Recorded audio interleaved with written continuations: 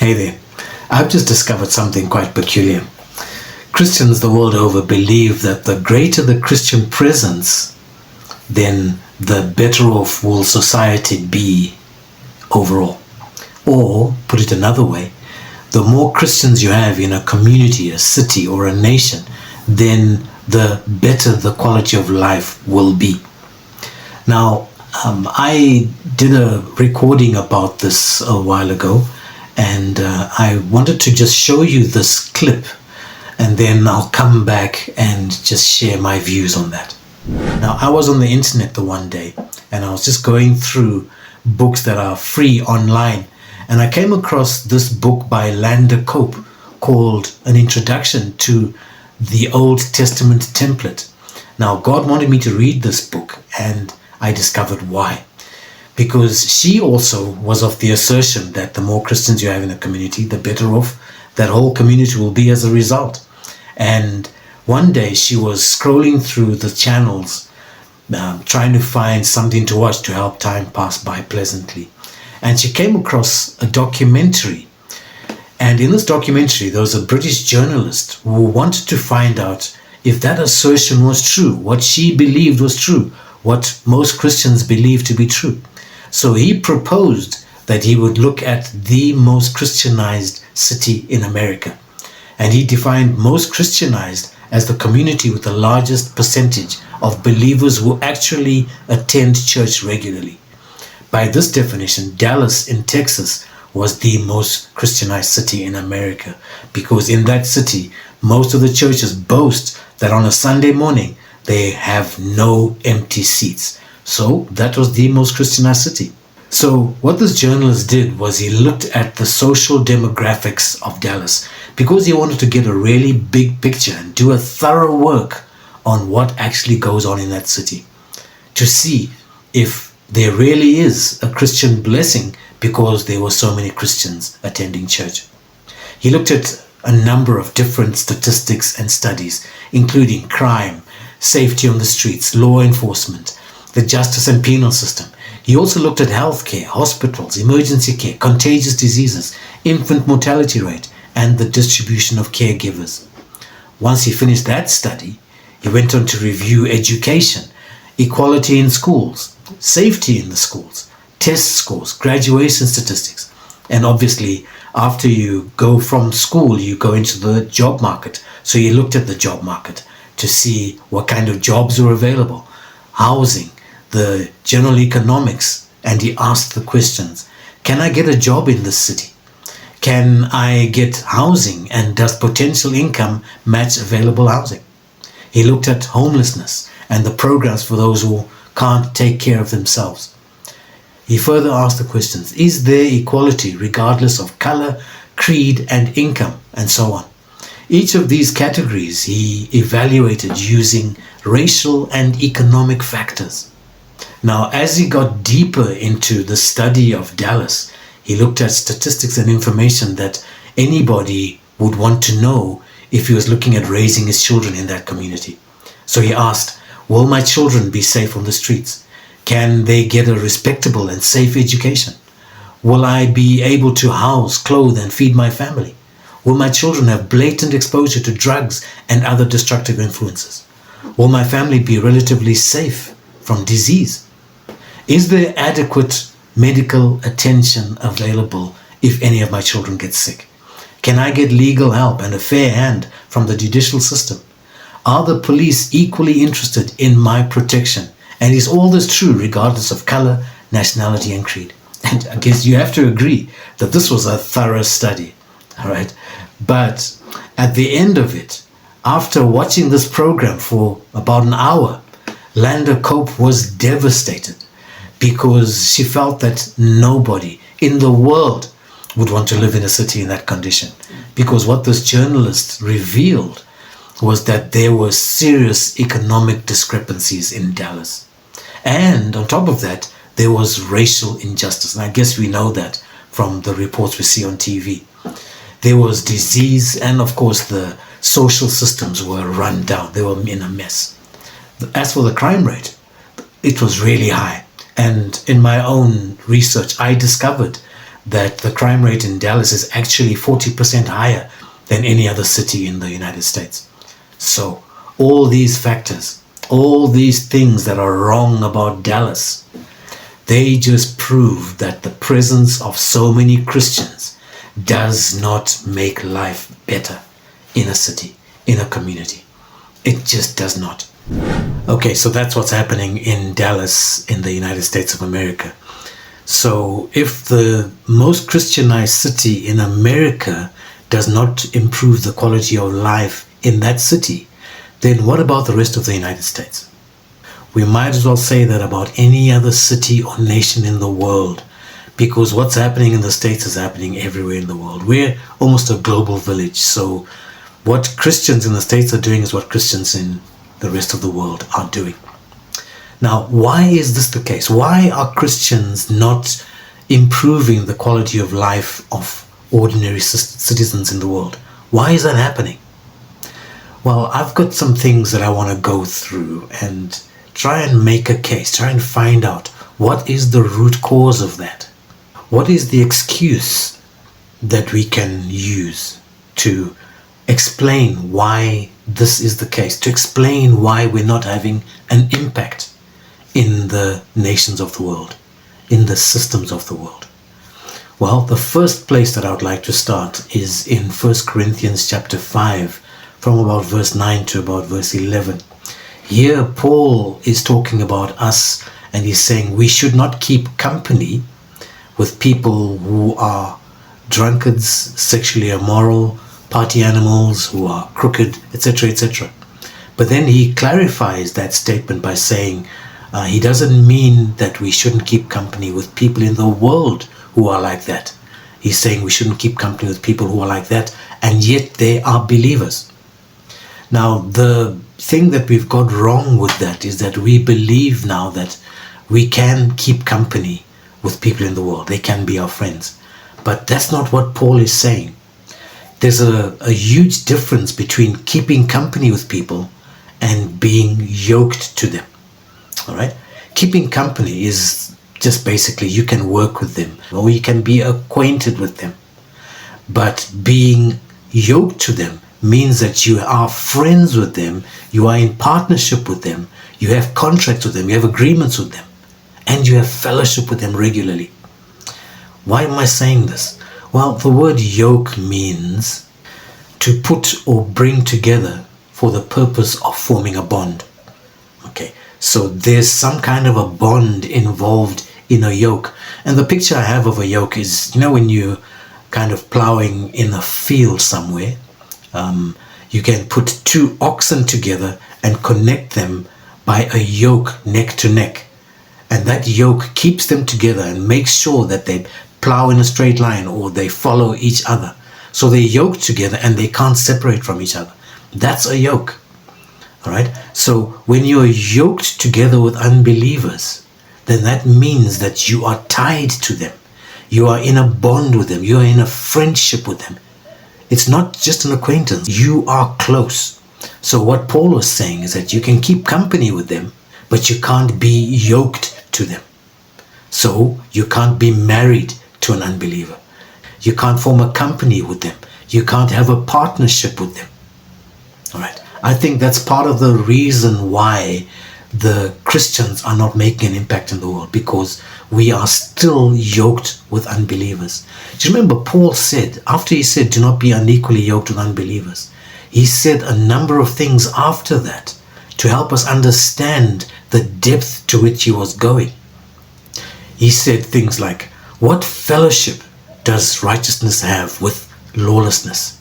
I mean, think about it. What do those two things have in common?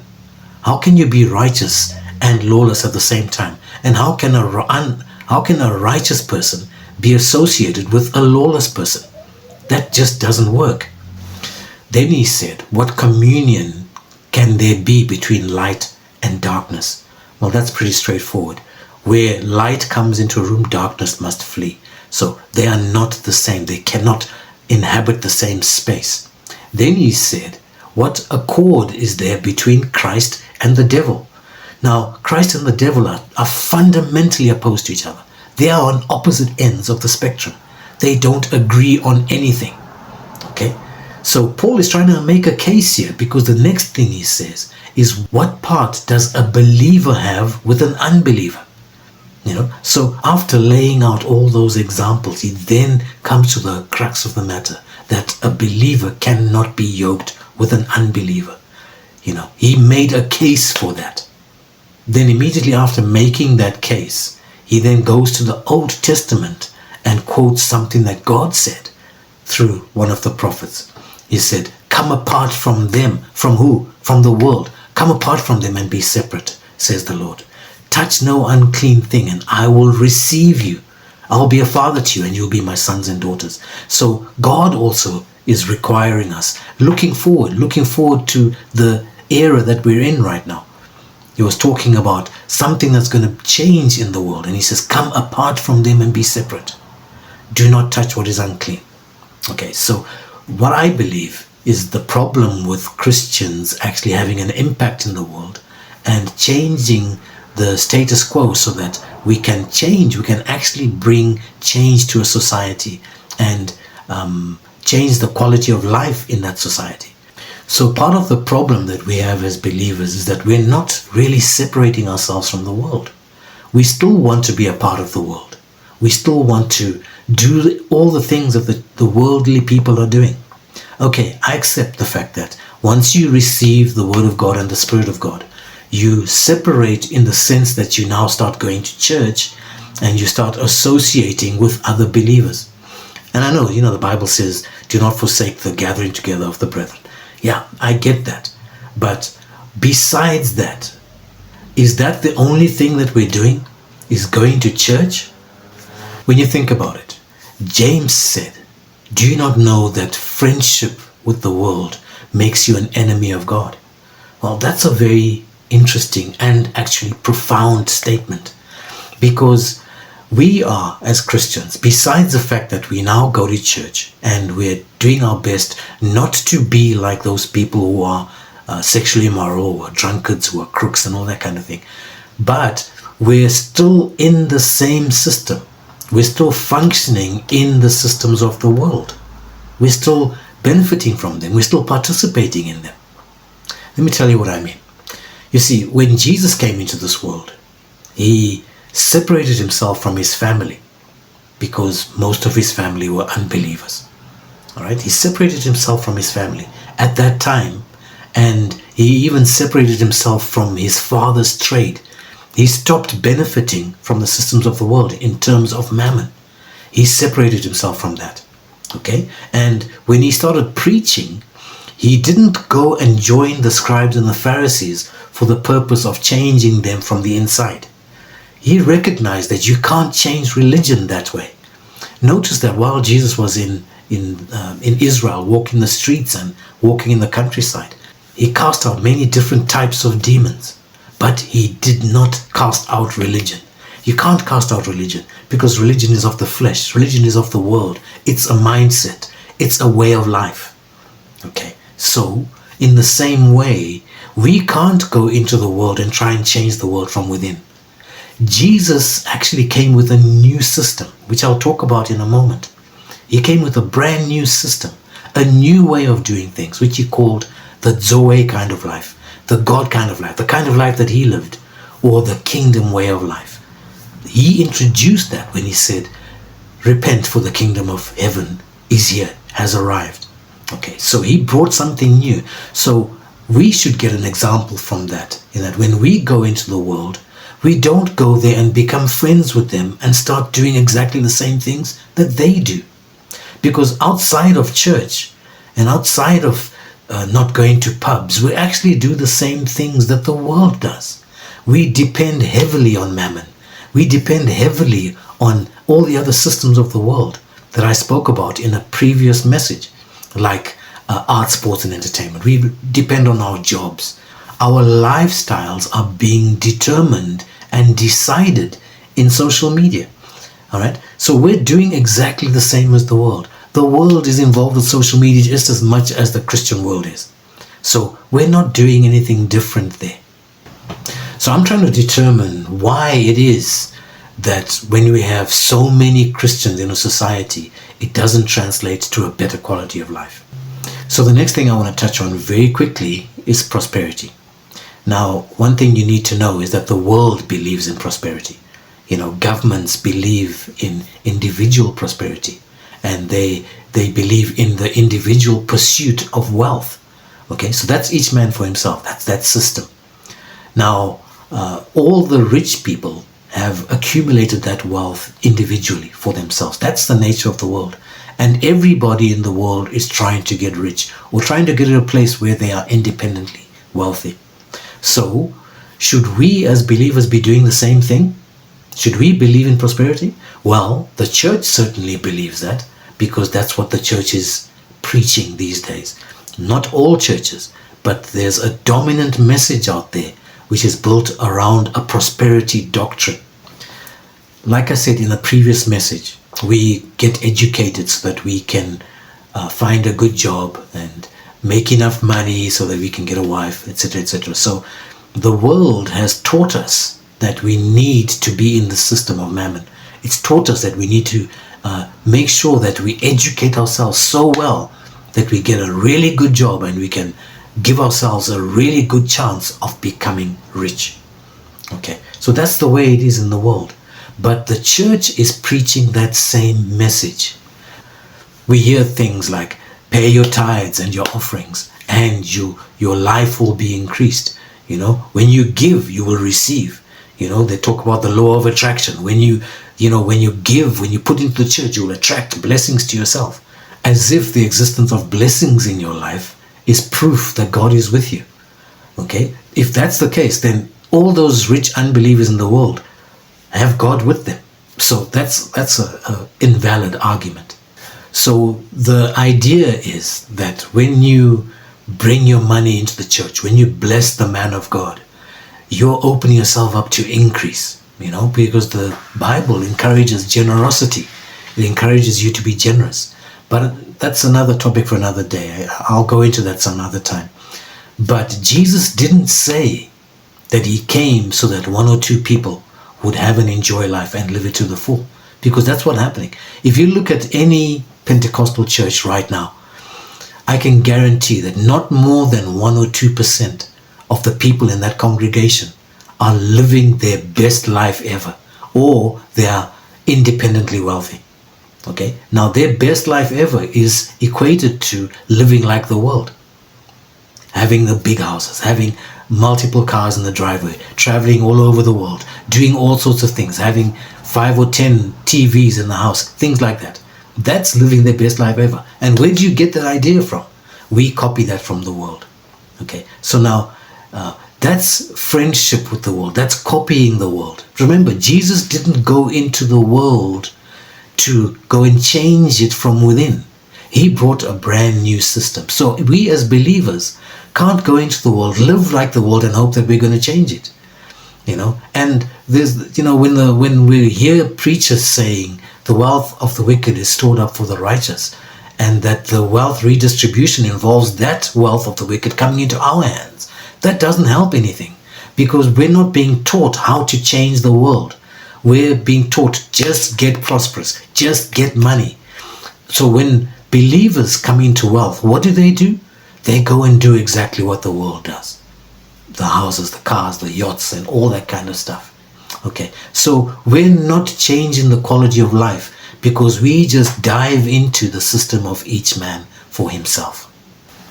Like I said, I'm trying to make a case here to find out why is it that the quality of life doesn't improve when we have more Christians in a society.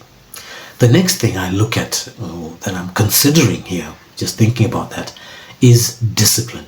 This message of the kingdom requires great discipline, because reconciling the world back to God is not for everybody, because most Christians are part of this world. So Jesus said, many are called, but few are chosen. That means that there's so many people who are called. They end up in church. They hear the word. They go in and they hear message after message, week after week. And they write copious notes and they try to live a better life. But there are only a few that are chosen for that task of reconciling the world back to God. And by chosen, I mean that you personally take an interest in the things of God. You personally start to dig deeper into the Word, trying to find out, surely there's more to Christianity than this. Surely there's more to what God wants from me than what I've seen in church. When you start doing that, when you start searching God more, that's when He starts to talk to you. That's when He starts to reveal what His plan for you has been from the foundation of the world. And His plan involves you going into the world and doing your part in reconciling it back to Him. You don't do that by just going to church week after week and listening to message after message, and yet your life does not change. You need to start finding out, what are those secrets? Remember, Jesus said the secrets of the kingdom have been given to us, but we have to seek them out. And when we do, when we show that interest, God comes to us and He starts to give us the information we need. He starts to share those secrets with us. So in terms of discipline, Jesus said, enter by the straight gate. All right, and then a little bit later on in the next verse, He said, for straight is the gate and narrow is the road that leads to life. What kind of life? The God kind of life. The kind of life that Jesus lived, the kingdom way of life. Right? And only a few go in thereat. That's why only a few are chosen. Because only a few people actually get the message of the kingdom. They get the message that they are here to reconcile the world back to God. We're not just here to live our best life ever and wait for that opportunity to go to heaven. And heaven is not our home anyway. Well, but that's another message for another time.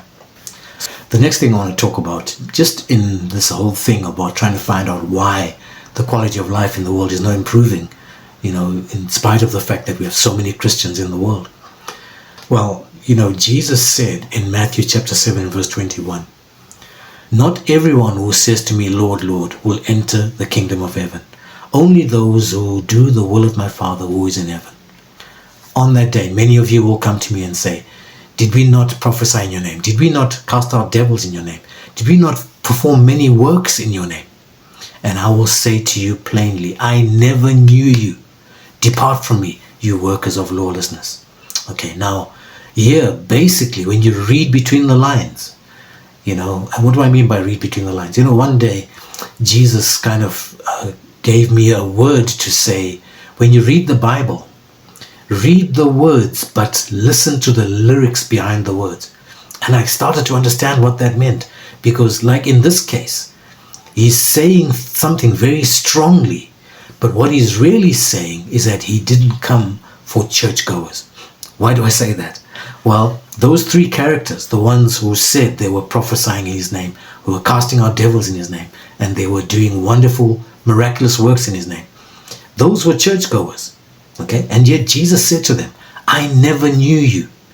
How is that possible? If such high-profile people in the church can be doing such amazing works, how is it possible that God doesn't know them? Well, let me tell you what happens here. You only prophesy in the church, cast out devils and perform miracles if you have been approved by the pastor, if you've been trained by him, and if he has kind of shown you his way of doing things. Because you can't just walk into a church and have been there for a week or two and start prophesying. No, there's a protocol to be followed before you can even open your mouth and prophesy. You can't just cast out devils when you walk into a church. That's not done.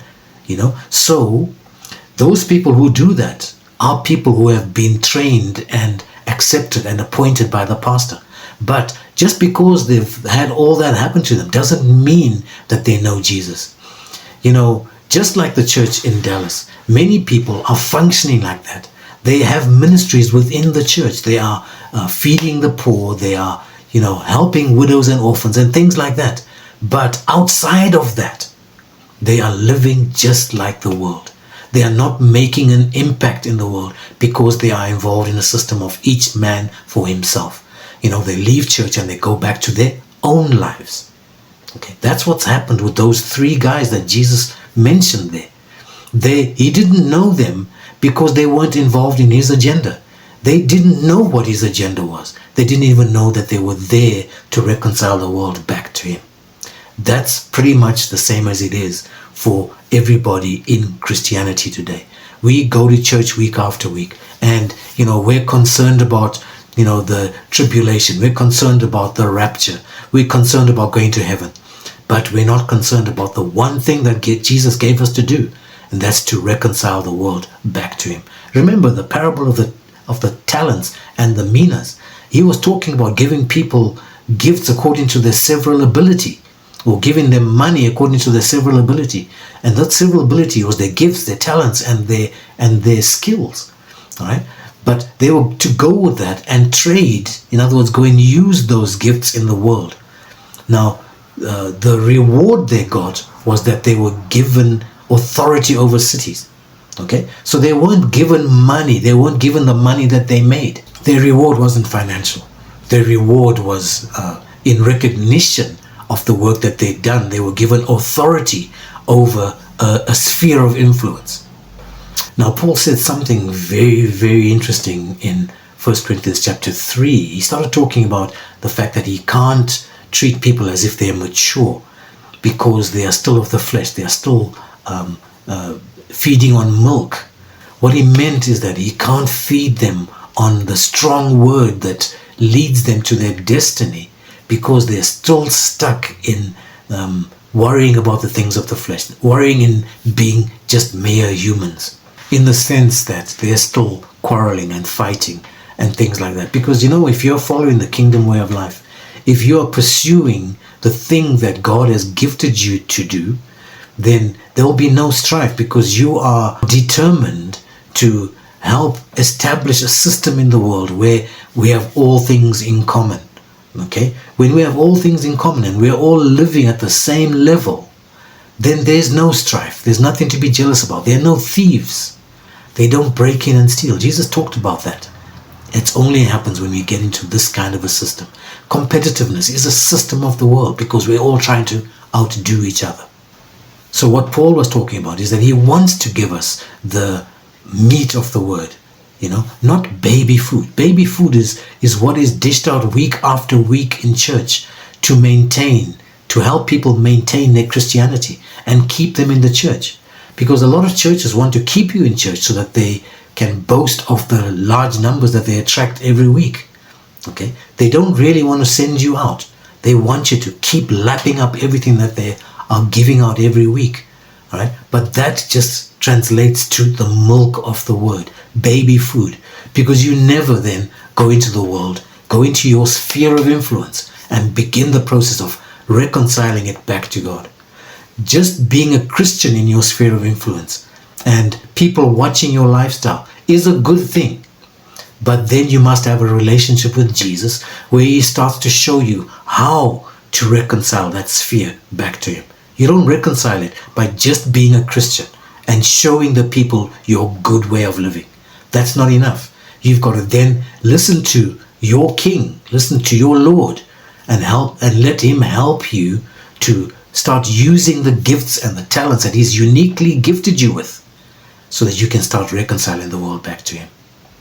So we need the strong meat of the word. That's the only thing that will help us to reconcile the world back to God. Baby food doesn't do that.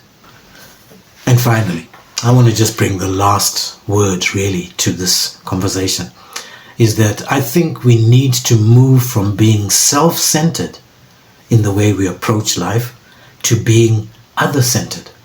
Because, being self-centered, that started when Adam and Eve were deceived in the garden. Immediately after that, they went into a system of each man for himself, and they started to look out for number one. That's been the case ever since, and the devil has built on that. Until now, all society is living in that way. But we need to move from that, from that kind of a life to being other-centered. If you read the New Testament, you'll find that there are over 50 one another scriptures, and what are those doing? They're trying to help us to be other-centered, not to be focused on ourselves. Prosperity is about, coveting stuff for yourself, wanting to draw things for yourself. James said, you receive not because you ask not. And when you do ask, you ask for things that you can consume to yourself.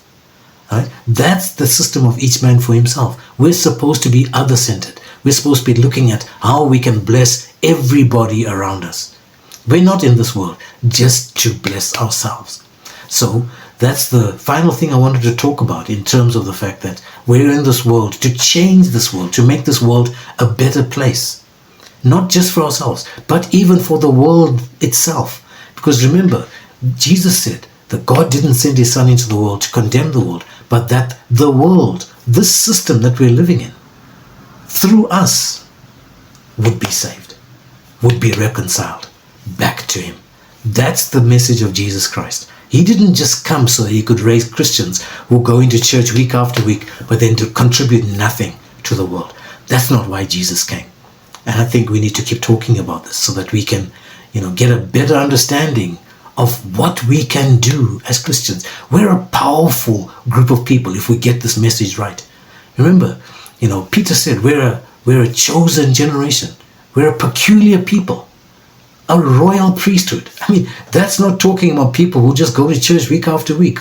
There's nothing there that you can say is royal and peculiar and chosen.